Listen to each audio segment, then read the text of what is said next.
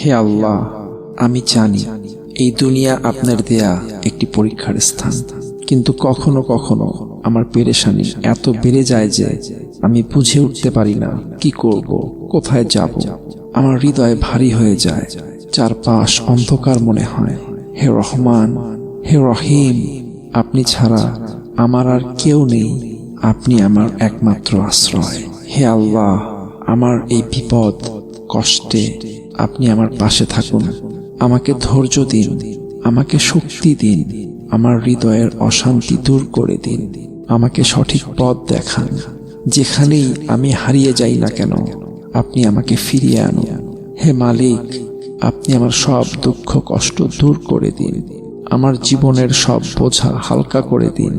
আমাকে এমন পথ দেখান যেখানে শান্তি আছে, যেখানে আপনি আছেন। আমাকে আপনার রহমতের ছায়ায় আশ্রয় দিন।